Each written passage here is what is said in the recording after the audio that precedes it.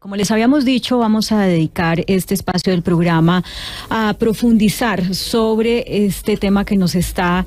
¿qué le podemos decir? Es que no encuentro ni siquiera palabra, Ana Cristina. No puedo decir conmoviendo porque es mucho más que eso, pero en realidad también nos anestesia. Nos estamos acostumbrando a reportar los feminicidios y la violencia de género como una estadística, como ha solido pasar con otros tipos de violencia, y por más que se tomen medidas, porque sí se han tomado, el tamaño de la problemática desborda la realidad. Así que, ¿qué palabra le ponemos? Ana Cristina. La palabra conmoverse, yo creo que conmoverse es la palabra adecuada, Claudia, porque precisamente lo que estamos haciendo es que a partir de esa conmoción, de eso que estamos sintiendo, estamos tratando de hacer algo para que cambien las cosas. El Día de la Madre, 4 mujeres fueron asesinadas. Es el caso de Erika Aponte, que supimos ocurrió en Bogotá, de Merly Andrea Regifo en la cárcel de Cómbita en Boyacá, Lisette Natalia Rincón, de 24 años, estaba en embarazo y también la asesinaron en la cárcel, 2 en una cárcel, una en Cómbita y la otra mujer fue asesinada en la cárcel La Modelo, y un 4º feminicidio en Santa Marta, en el barrio La Paz, la señora Gloria del Carmen Rodríguez. Esto son datos que son absolutamente escalofriantes, Claudia, de oyentes, porque en Antioquia hasta el día de hoy se han reportado 19 feminicidios, en Bogotá son 17 y en Valle 13, de todos los que hay en Colombia. Y lo que hay que decir es que detrás de cada uno de esos casos hay un nombre, y esto tiene que parar, pero está superando la capacidad institucional de acción, y estamos precisamente, Claudia, hablando de ese tema porque estamos tratando de buscar soluciones, estamos conmovidas. Y en ese sentido estamos tratando de buscar soluciones para no tener que repetir estas noticias. Bueno, pues el día de ayer, a propósito de estos casos que usted menciona, Ana Cristina, el presidente convocó a un Consejo de Seguridad para establecer una hoja de ruta para combatir los feminicidios, la trata de mujeres, la violencia intrafamiliar, entre otros delitos relacionados con el género. Y esto se suma a lo que ya comentábamos a comienzos de la semana, con el hecho de que en el Plan Nacional de Desarrollo quedó un artículo que específicamente declara la violencia de género como una epidemia. Nos hablaba la congresista María José Pizarro de que hay previstos unos recursos dentro del Plan Nacional de Desarrollo justamente para atender el mandato que implica este artículo. Pero ¿cómo pasar del dicho al hecho? ¿Cómo pasar de lo que queda en el papel, muy bien escrito, con el esfuerzo generalmente de muchas mujeres conscientes sobre este tema, a la realidad? Y la realidad es la necesidad de hacer un cambio en la conciencia que les permita a las personas que agreden mujeres, pues manejar sus emociones de una manera que no se manifiesten violentamente, y entender que las mujeres no somos su propiedad, que las relaciones de pareja, que las relaciones sentimentales no tienen que ser esto que para muchos se evidencia es la propiedad del hombre, la propiedad de la mujer por parte del hombre, y la frustración del hombre cuando la mujer decide salir de esos círculos de violencia o dejar esa relación. Para hablar de este tema, hoy tenemos invitadas que han vivido de cerca, de frente o en carne propia estos tipos de violencia. Saludo a la primera de ellas, María, le vamos a llamar. Vamos a llamar primero a Adriana. Ella es hermana de Rosa Elvira Celis.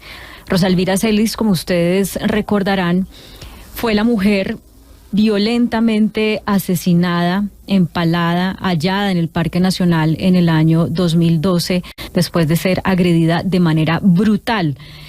Adriana Arandia es hermana de Rosa Elvira Celis. Adriana, bienvenida a Mañanas Blue. Muchísimas gracias, Claudia. Muy buenos días. Uy, no la estoy escuchando muy bien, no sé si soy solo yo o toda la... ¿Me escuchan bien? Sí, ahí la escucho mejor, gracias. Bueno, bienvenida. Muchísimas gracias, Claudia. Rosa Elvira Celis, sin la S. Ah, bueno, gracias por la corrección. Sí. Sí, mi hermana, como tú lo dijiste, hace 11 años fue vilmente asesinada en el Parque Nacional. Y un poco hemos trabajado en pro de los derechos de las mujeres a raíz de este suceso que marcó pues un antes y un después en temas de feminicidios, de nombrarlo como tal, ¿no? En nuestro país.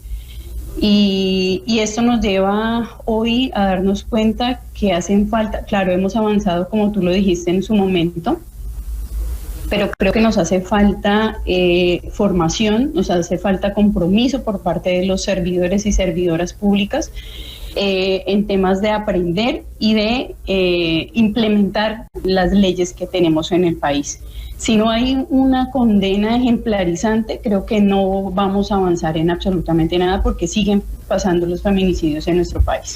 Pero fíjese, Adriana, que usted acaba de decir si no hay una condena ejemplarizante y para, digamos, creo yo, el grueso de la sociedad, las condenas que conocemos con casos como el del señor Noguera, que mató brutalmente a Juliana Zamboni, es ejemplarizante, porque el hombre está en la cárcel y está en la cárcel condenado a muchos años. Sin embargo, ese tipo de cosas no son suficientes para que la realidad cambie, para que los hombres que tienen el potencial de agredir a sus parejas digan, yo no voy a hacer esto. Pareciera que no les da suficiente miedo conocer que esas condenas se aplican. Entonces, ¿qué es lo adicional que hay que hacer? Y no sé si está contemplado dentro de la ley para que esto no siga pasando. Claudia, yo creo que en todo trámite hay unos pasos, ¿no? Y en esos pasos, cuando tú vas a poner la denuncia, quien te atiende es Fiscalía o Comisaría de Familia. Creo que ahí las situaciones son laxas. Creo que ahí es donde los agresores dicen, esto es un llamado de atención, yo me voy, yo me pierdo, aquí no pasa nada, vuelvo y la agredo, y ese papel que a ellas les dan, pues finalmente no funciona. Creo que ahí es donde están como los errores que encontramos cuando atendemos a las mujeres y empezamos a identificar qué es lo que está pasando dentro de su situación, de su caso específicamente. Y entonces nos ponemos a pensar que, claro, estos casos ejemplarizantes que tú llamas son emblemáticos, ¿sí? Y diríamos, claro, esto es lo que nos va a permitir prevenir los feminicidios. Pero resulta que cuando la realidad de las mujeres, cuando van a poner las denuncias o cuando hacen válido ese incumplimiento de esa primera denuncia o esa primera medida de protección, pues tanto la policía como las comisarías de familia o no les creen o no avanzan los procesos. Y entonces ellos vienen cada vez que quieran, las golpean, las buscan, el tema importantísimo el tema de alimentos. Entonces, por medio de eso, se están aprovechándose para llegar a las mujeres diciéndoles como, venga, vamos a trabajar, a organizar el tema de los alimentos para los niños, yo les voy a ayudar, vuelve y la contacta y ahí empieza nuevamente el proceso. Entonces, creo que si no se hace un trabajo conjunto, bienestar familiar, comisarías de familia, policía y fiscalía, pues finalmente no vamos a lograr una prevención real, porque siempre el tema de las visitas a los niños permite que el agresor vuelva a tener contacto con su madre. Adriana, hay un punto que es fundamental y creo que es de lo que esto se trata, de la no repetición, y aquí hay que mirar la impunidad que hay en este tipo de casos y el papel institucional. Por eso le quiero preguntar por Javier Velasco. Javier Velasco, el asesino de su hermana, él ya era una persona, antes de asesinar a Rosa Elvira, ya era una persona que tenía una historia criminal. El Estado pudo haber prevenido esa muerte y le quiero preguntar, en primer lugar, ¿qué pasó con él? Y segundo, si ustedes recibieron algún tipo de reparación por parte del Estado. No hemos recibido ningún tipo de reparación. Nosotros estamos en un proceso de demanda al Estado desde el 2015. Acabamos de terminar de presentarlas en la audiencia de ay, se me olvidó ahora el nombre, perdón, de alegatos, perdón. Y estamos a la espera de que el Estado nos responda lo más pronto posible, precisamente para dar a conocer esta situación interna de qué está haciendo el Estado, de qué está haciendo la Fiscalía. Y tú tienes toda la razón cuando nos dices qué pasa con Javier Velasco. Como no existía la ley de feminicidio, no se vea tipificado en ese momento, él puede salir en unos años y entonces volvemos a tener una persona que ya en el 2002 asesinó a una mujer. No puede ser. ¿Cómo así que puede salir en algunos años? ¿Cuál es la condena? Claro, porque 48 años, pero como no tenía, él tiene todos los beneficios porque no existía la ley de feminicidio en ese momento cuando lo condenaron, entonces él puede pagar simplemente 15 años, que es lo mínimo, digamos, en el caso de los niños, porque ahí hicieron una sumatoria de los delitos que él cometió en ese momento, que era el asesinato a una mujer en el 2002, que se cerró en junio del 2012, y quedaron activos solamente la violencia sexual a sus hijos e hijas y la violencia sexual hacia una trabajadora sexual. Entonces, él en cualquier momento podría salir libre, y esas son digamos que son las barreras o lo que encontramos precisamente para el tema de la prevención. O sea, si tenemos a un agresor de estos, ¿por qué no realmente hacemos que cumpla, que no tenga garantías? Y yo sé que el tema de derechos humanos es importante, pero en estos casos, el que él vuelva a reincidir, el que él salga, porque él no se va a resocializar, él va a seguir agrediendo, porque si agredió a sus hijos y a sus hijas, puede agredir a cualquier mujer. Adriana, eso que está diciendo usted me parece muy importante. Hace un par de horas hablábamos con una psicóloga, con Silvia Congost, que viene justamente a dar una charla a Bogotá, ella es española, y en la conversación ella nos decía, estas personas no cambian, siempre van a ser así, lo único que hay que hacer es salir de esa relación tóxica. Y claro, cuando vemos, digamos, quienes desde el derecho o desde la psicología defienden digamos, los intereses de los victimarios, pues siempre está el mensaje de la oportunidad digamos, de reconvertirse, de mejorar. No sé si ese testimonio que usted nos da está basado pues en la experiencia personal del caso del agresor de su hermana, o si hay ya con esta trayectoria de tantos años que usted lleva como liderando este tema, estudios que también nos permitan sustentar eso. O sea, no vale la pena tratar de mejorar la relación de pareja con una persona de estas porque no hay manera de que esa persona cambie. Exactamente, yo creo que no solamente en el caso personal, sino creo que también hay estudios y nos han demostrado que estas personas no cambian. Fíjate, él mató a una mujer en el 2002 y luego en el 2010, 2011 violentó a sus hijos y a sus hijas sexualmente, luego a una trabajadora sexual, y no sabemos cuántas más porque no hay un historial. Y pensábamos que con mi hermana la hubiera podido dejar o botar en el río y hubiera quedado como una NN y no hubiéramos sabido qué pasó con ella. Entonces no sabemos cuántos casos más sucedieron, pero realmente la investigación también nos muestra que estos casos sí suceden, que ellos vuelven a reincidir, que cuando un hombre amenaza a una mujer con un cuchillo, con un arma, y luego en la comisaría o en cualquiera de las instancias a donde estén le van a decir como que tiene que ir a terapia psicológica, pues yo creo que en los 5 terapias, que es lo que ofrece las EPS o lo que pueden ofrecer el Estado, pues no va a cambiar, y uno tiene, o ellas están durmiendo con el enemigo, con la persona que les puso un cuchillo o un arma, y luego le van a decir que él va a cambiar porque está asistiendo a unas terapias psicológicas. Entonces creo que no es tan lógico el cambio, ni tan lógico que van a estar unos años en la cárcel y van a salir totalmente renovados. Yo tuve la oportunidad de trabajar con hombres victimarios que están condenados por violencia sexual y por violencia contra las mujeres, y estos hombres decían que estaban inclusive con más ira de salir porque estaban ahí pagando una condena por una mujer. Entonces estaban alimentando su ira, estaban alimentando ese dolor precisamente a salir a acabar con la vida de estas mujeres. Entonces es lo pues que hay es que Adriana, cuidado. Adriana, la prueba de lo que usted está diciendo es que al principio de este programa hablamos de 4 feminicidios y 2 de ellos en cárceles. O sea, 2 de ellas, Merly Andrea Rengifo y Lizeth Natalia Rincón, fueron asesinadas en cárceles. Entonces ahí se comprueba lo que usted nos está diciendo. Mire, yo le quiero preguntar sobre la atención psicológica. Usted está hablando pues con un dolor que está temperado por el paso de los años. Hace 11 años pasó lo de su hermana, pero le quiero preguntar por la atención psicológica, la atención psicosocial que usted ha recibido y su familia después de tener este dolor tan grande.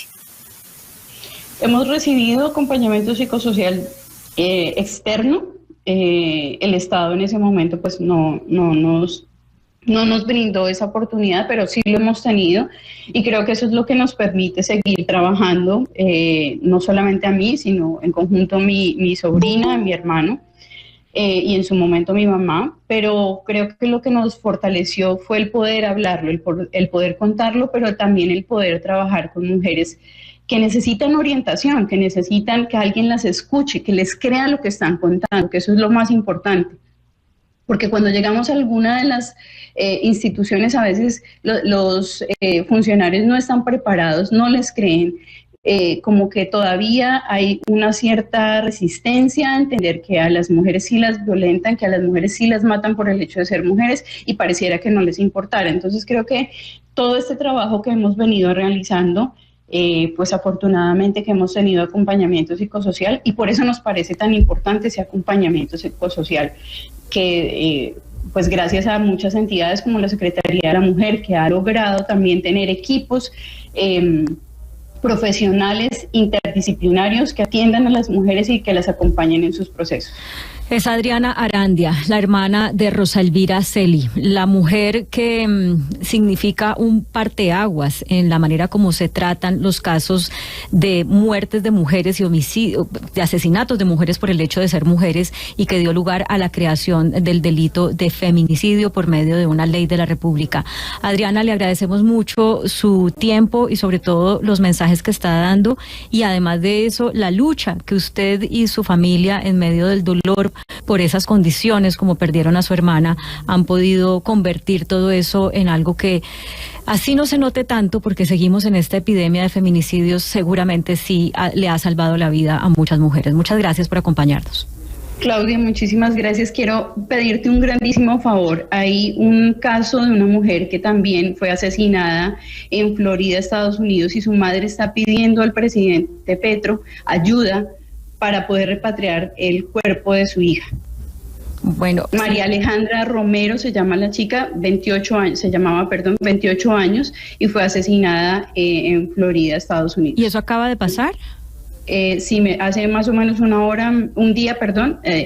ayer me enviaron la información y estamos tratando de mover cómo, pues, hacerle llegar este mensaje al presidente para que pueda ayudar a esta familia. Bueno, pues si quiere, por interno nos regala también los datos de la madre de María Alejandra, a quien le enviamos de una vez nuestro abrazo solidario. Gracias, Adriana.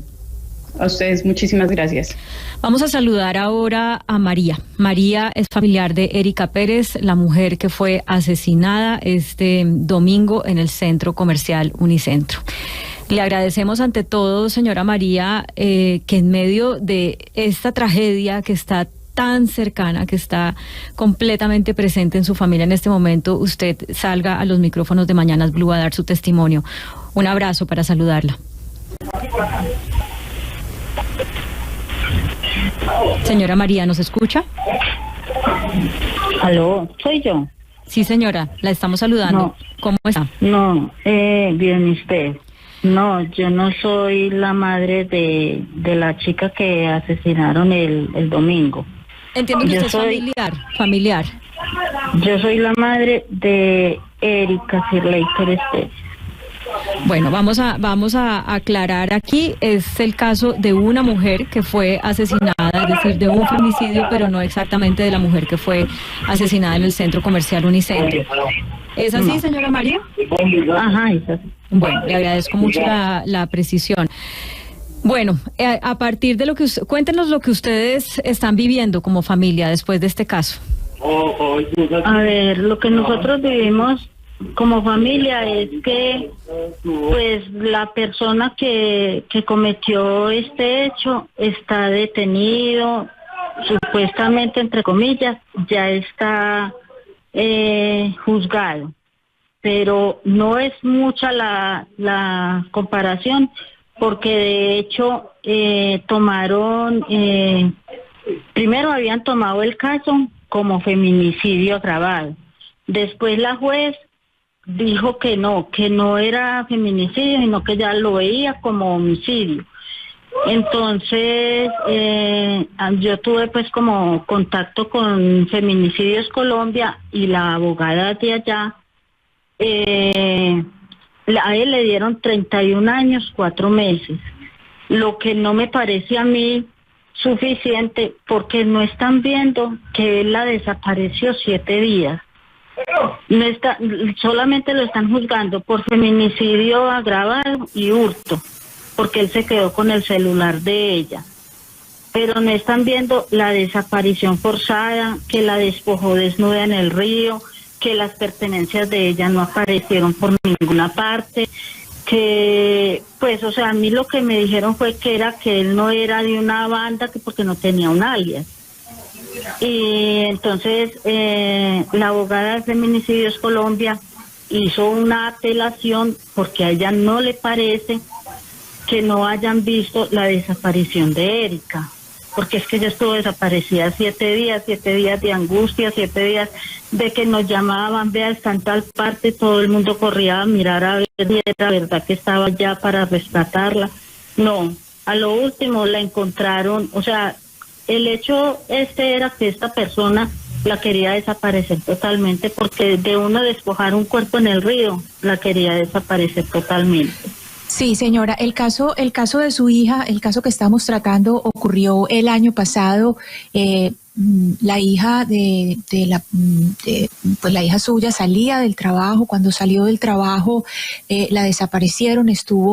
Fue víctima de desaparición forzada durante 7 días. Luego el cuerpo fue encontrado en el río. Es decir, aquí hay una serie de delitos que, como usted nos dice, pues no se está procesando al criminal por todos los delitos pues que están involucrados acá en este caso. Y yo le quiero preguntar, señora María, en este caso, ¿ustedes han acudido a cuáles instituciones del Estado? Usted me dice quiénes son sus abogados, nos ha dicho que es de Feminicidios Colombia, pero ¿qué tratamiento les ha dado en el Estado esta historia que usted nos está contando? ¿Le toca contarla varias veces? ¿En qué instancias? Cuéntenos un poco de esta historia frente a la ley colombiana. ¿Qué ha tenido que hacer en este año desde que su hija tuvo que sufrir esto que usted nos está contando? No, pues vean, ella era la proveedora, pues, porque yo soy con discapacidad. Ella veía por mí, veía por el hermano que también tiene discapacidad, y veía por el hijo que en ese momento era menor de edad. Entonces nosotros hemos estado viviendo, tras de vivir sin ella, con este dolor tan horrible, y tener pues como que aguantarnos a que la ley no investigó bien. Pues me perdonan y todo, pero de verdad que no investigaron bien.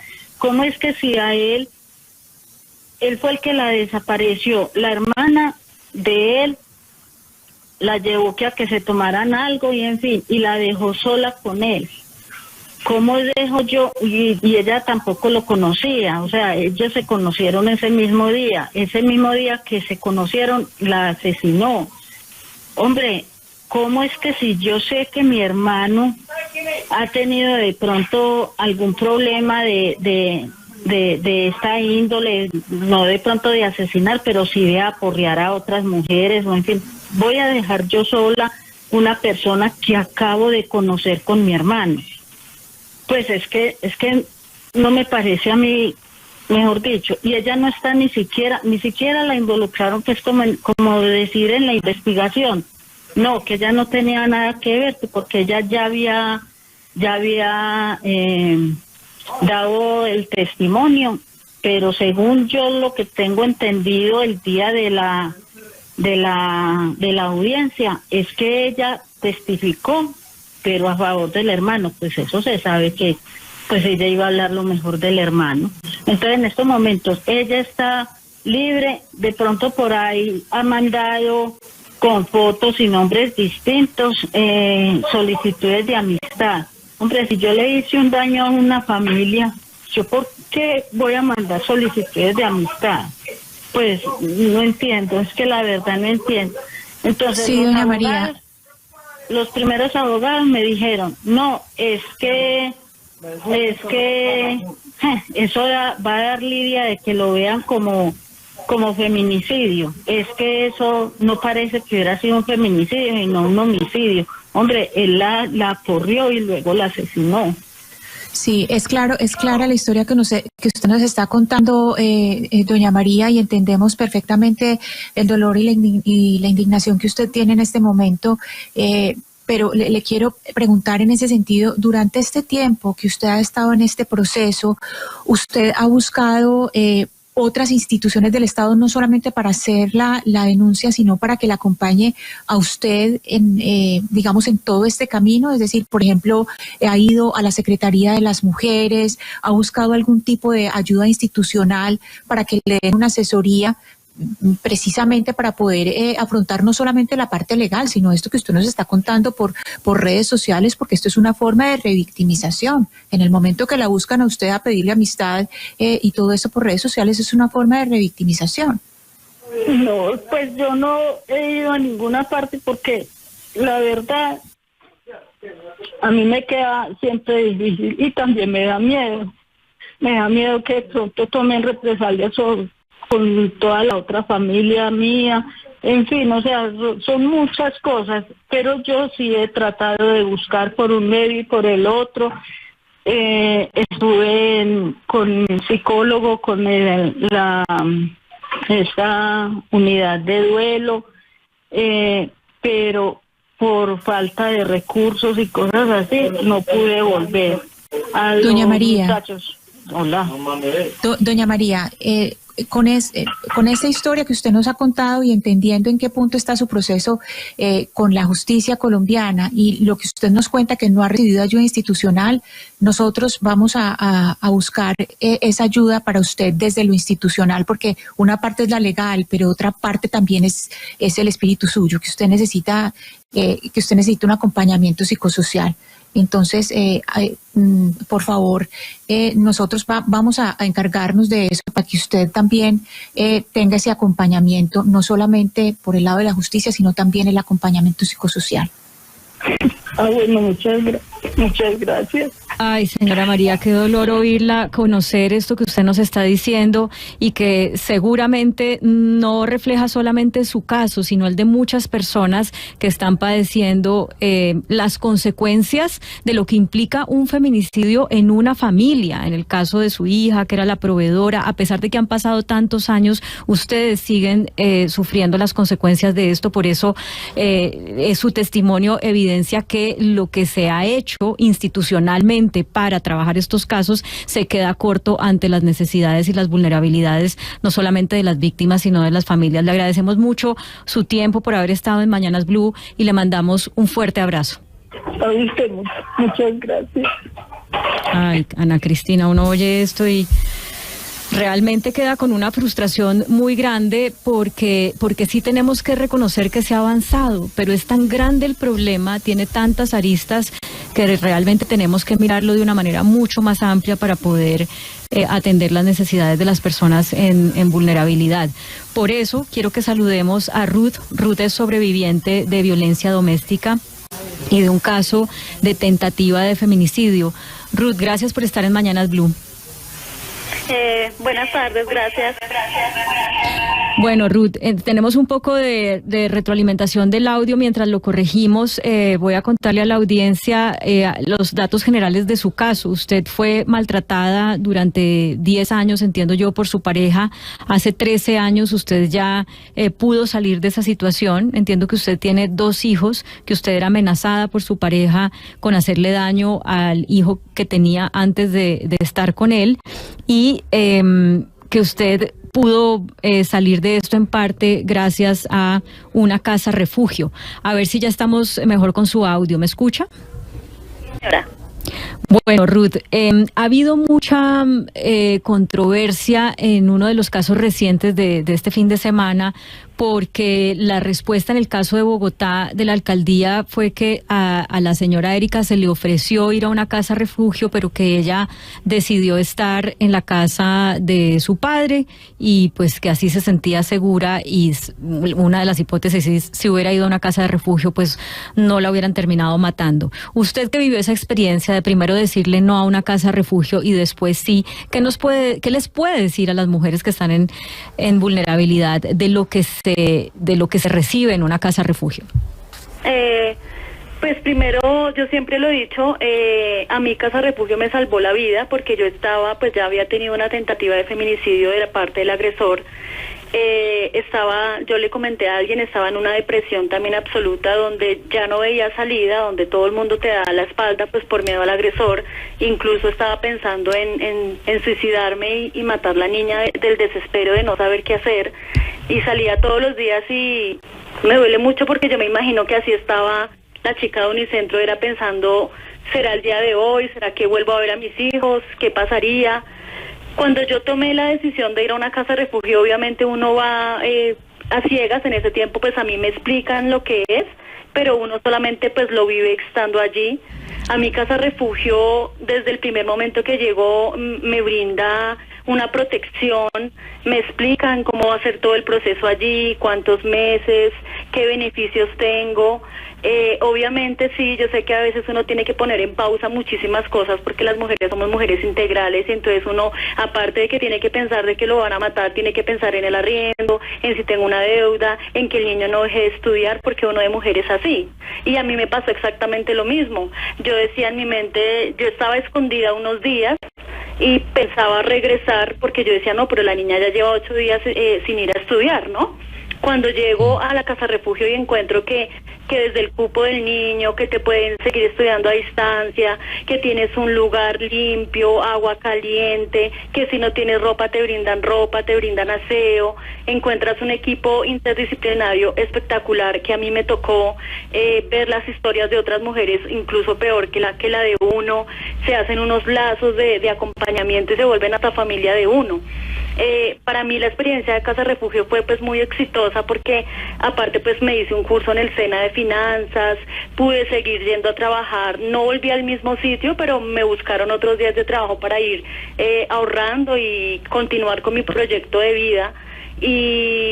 Y digamos, nunca me incomunicaron, nunca me quitaron mi celular, nunca me sentí presa. Obviamente, como todo a uno le explican, es una casa que está refugiando no solo a ti, sino a tus hijos y a los de muchas mujeres. Pues obviamente uno no puede, no sé, estarse tomando una selfie, estar mandando ubicaciones.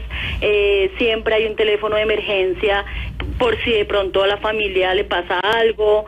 O sea, yo siempre me pude comunicar con mi familia sí. Siempre, nunca supo la ubicación de la casa, pero sí supieron que yo estaba en este proceso, y incluso a mí uno de mis hijos me tocó dejarlo con mi papá, y tuve la oportunidad en los meses que estuve ahí de verlo. Claro. 2 veces, siempre con mi hija. O sea, fue un proceso muy bonito que hasta el día de hoy pues me ha dado frutos, que pues primero fue poder dejar al agresor, poder cambiar mi vida, motivarme, reencontrarme, empoderarme, porque la persona que llegó a Casa Refugio no es la misma que es hoy en absolutamente nada. Y siempre que puedo contar la historia, yo defiendo la Casa Refugio, yo la cuento porque a mí, por experiencia, que viví los meses con mi hija en Casa Refugio, a mí me salvó la vida. Ruth, muchas mujeres no acuden a las casas de refugio justamente porque desconocen todo eso que usted nos está contando. ¿Por cuánto tiempo puede permanecer una persona, una mujer que es víctima de violencia de género o violencia intrafamiliar en una casa de refugio, y qué pasa con esos ingresos que deja de generar por estar allí en ese lugar? Bueno, empezando pues, digamos en mi caso, a mí que me tocó dejar todas mis cosas pues como botadas, la abogada de Casa Refugio me ayudó, para hacer el acuerdo con las personas donde yo pagaba el arriendo, explicándole todo el caso. Ellos me dieron la oportunidad de sacarlas en otro tiempo, pues con acompañamiento de la policía. Yo mandé una hermana y saqué las cosas después. Igual pues ahí lo que yo te digo, tiene uno techo, comida, nutrición, médico, medicinas, estudio para los hijos, capacitación. Entonces, de pronto sí uno tiene que dejar hacer una pausa en muchas cosas cuando el riesgo pues de feminicidio es bastante alto, pero yo digo, vale la pena 4, 5, 6 meses que tú estás ahí, pues porque te está salvando la vida. O sea, yo sé que esta chica de Unicentro, lo que yo te digo, piensa uno de esa manera integral, no, pues dejar el empleo, no, pero y el estudio del niño, no, pero y ciertas cosas, pero si hubiera tomado esa pausa, hoy estuviera viva, estoy totalmente segura. Y lo otro es de que, digamos, en mi caso fueron 5 meses, pero supe de otras mujeres que no tenían un grupo de apoyo familiar y duraron más tiempo. Incluso había una chica que era huérfana, yo sé que ella pudo estar mucho más tiempo allá, otra persona también que la trasladaron y le buscaron trabajo en una finca porque era una adulta mayor. O sea, cada caso es distinto, pero lo mínimo que se puede estar ahí es 4 meses. Igual siempre es voluntario, ¿no? El día que yo no quiera seguir, yo me voy, no pasa nada. Obviamente pues se hace todo lo que se tenga que hacer legalmente, pero en mi caso yo no me quería ir. Yo incluso quería quedarme más tiempo porque, no tanto por la comodidad de que tú tienes todo, sino porque yo sentía que ese era mi refugio, ¿no? Y cuando tú estás viviendo estos temas de violencia y vuelves otra vez como al mundo real, uno se siente muy asustado. Pero yo ya salí con unas herramientas de allá que hasta el sol de hoy pues me han servido muchísimo en mi vida. Ruth, ahí usted nos dice algo muy importante porque dice, claro, usted se quería quedar porque ahí se sentía protegida, pero también menciona algo que es crucial y es la red, una red de apoyo. Por favor, cuénteles a las oyentes, a las mujeres que en este momento están con nosotros y que tal vez están en esta situación, cómo pueden crear una red de apoyo, cómo pueden conservar la que tiene y cuál es la importancia de tener una red de apoyo. Claro, digamos como ya cuando tú estás en casa refugio empiezas a recibir tanta capacitación de los derechos que tienes, de los tipos de violencia, de todas las IAs que a ti te pueden acompañar en caso de que alguna institución te falle, porque también está la violencia institucional, de que también hay de pronto una iglesia que si tú no tienes de pronto un mercado te puede ayudar, o esta integración social. Casa refugio no solamente uno sale y se olvidan de uno, ¿no? Ellas siguen muy pendientes de uno, te visitan, te preguntas cómo estás, si en algún momento uno se siente en riesgo otra vez, pues tiene la oportunidad de volver. Y la red de apoyo, pues por ejemplo, en mi caso, yo me contacté con la Fundación Toma un Niño de la Mano para seguir con el tema de tratamiento psicológico para mi hija, sin pagar pues ningún peso. Y yo misma, lo que te digo, sale uno con tantas herramientas que uno mismo empieza a buscar dónde me puedo proteger, dónde me puedo apoyar y las muchas cosas que uno puede seguir haciendo. Pues Ruth, el testimonio de usted me parece vital porque seguramente hay muchas mujeres que nos están oyendo que no tenían la información que usted nos ha dado y que a través de ella van a poder encontrar la manera de resguardarse, de resguardar a sus hijos, de salvar su vida y de poder tener otras perspectivas para poder acabar con esas relaciones que las ponen en riesgo de vida. Muchísimas gracias por tener la valentía de dar su testimonio, la generosidad de compartirlo. Perfecto, muchísimas gracias. Y pues el mensaje realmente es si las mujeres que estén escuchando esto, que estén viviendo estos temas de violencia y que sientan que su vida está en riesgo, no le dé miedo denunciar, sean valientes por usted, por sus hijos, no permita que les arrebaten la vida cuando hay muchas cosas que se pueden hacer y el día que usted tenga la necesidad, no importa la hora, no importa el lugar, llame a la línea púrpura, váyase a una comisaría de familia, a una estación de policía y pida este resguardo para usted y para sus hijos. Pues sí, porque realmente pues la idea es eso, salvaguardar la vida. 73.200 llamadas ha atendido la línea púrpura, entiendo, en lo que va del año, y ha prestado el distrito 167.600 atenciones a mujeres en estas casas de igualdad de oportunidades para las mujeres. Es decir, sí se ayuda a muchas mujeres y ojalá el presupuesto y también el recurso humano fuera muy superior para poder atender toda la necesidad, porque el machismo, como decía hace unos días la secretaria Día de la Mujer de Bogotá desborda estas capacidades institucionales. Tenemos también en la línea a Yamile Roncancio, ella es directora de una organización que se llama Fundación Feminicidios Colombia. Yamile, gracias por estar en Mañanas Blue. Usted representa una de las organizaciones que observan el fenómeno de los feminicidios en Colombia. Hay varias y en el caso de ustedes, pues no siempre coinciden las cifras los registros que ustedes llevan con los de las autoridades. Cuéntenos ustedes qué ven que esté haciendo falta para poder parar esta situación dramática de epidemia de feminicidios en el país. Hola Claudia, buenas tardes, gracias por la invitación. Para mí un honor estar contigo y con Ana Cristina. Bueno, nosotros además de observar los feminicidios, acompañamos a las familias, representamos judicialmente y eso nos permite tener una visión amplia del fenómeno, porque no solamente es cuántos feminicidios ocurren, sino qué está ocurriendo tanto antes como después de los feminicidios. ¿Qué ocurre? Ahorita estábamos escuchando a una víctima en Bogotá de lo que puede llegar a pasar en Bogotá, que no es lo que netamente tiene que pasar en todos los casos en Bogotá, pero realmente el grueso de los feminicidios en todo el país no ocurren en Bogotá. Eso quiere decir que hay cualquier cantidad de mujeres que, como incluso en el caso de Erika, se desplazan forzadamente de un municipio a otro para poder encontrar refugio, para poder evitar a toda costa ser asesinadas. ¿Y qué estamos encontrando? Pues una institucionalidad que, como ya lo han dicho aquí antes, no les cree, o una institucionalidad que no observa la gravedad de los hechos y que no toma acciones a tiempo. Y adicionalmente, una institucionalidad que no tiene los recursos suficientes, como tú estabas diciendo, Claudia, en materia presupuestal y de talento humano para responder.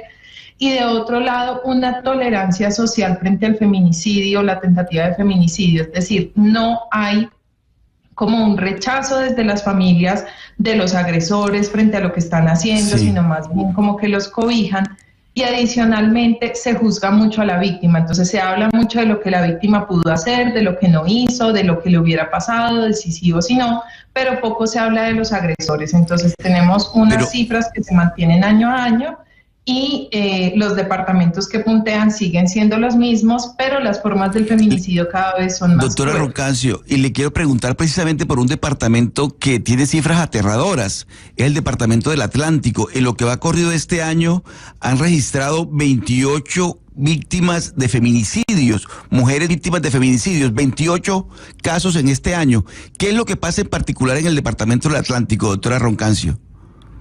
Bueno, desde la Fundación no observamos que las 28 muertes violentas de las mujeres en Atlántico que han ocurrido en este año, todas, encajen en el feminicidio. No obstante, cada muerte es importante y es necesario analizar qué es lo que ha venido pasando en el Atlántico. Es muy valiosa tu pregunta porque fíjate que en la costa Caribe no había tantísimos feminicidios como hay ahora. Entonces tenemos un conjunto de situaciones que han hecho que suban estos casos. Primero, la tolerancia social. Segundo, pues que claramente en la costa se reciben personas de todo el país con las problemáticas que vienen del país y claramente personas de otros países con las problemáticas de otros países. Y adicionalmente se observa mucho un discurso muy problemático de la mujer que se empodera, y se ha apuntado mucho al empoderamiento económico de las mujeres sin dialogar con los hombres y que ellos entiendan que el hecho de que sus esposas trabajen, que tengan sus propios recursos, no es una afrenta en contra de ellos, no les están diciendo a ellos para nada que es que no sirven y demás. Y viene como una venganza, una seguidilla de venganza porque estas mujeres se logran mantener solas o dicen no más a la situación. No tiene que ver con un mito nacional, que es que solamente en la costa hay machismo. No, sí, en todo el país hay machismo. Sin embargo, hay unos asuntos culturales pues que agravan esta situación en el Atlántico, Bolívar y los otros departamentos que constituyen la costa. Muy interesante esa explicación que usted nos da, porque hay unas particularidades puntuales que hay que atender para poder ser exitosos en disminuir y erradicar las violencias de género, según, en este caso, por ejemplo, la ubicación geográfica. Blue, la alternativa.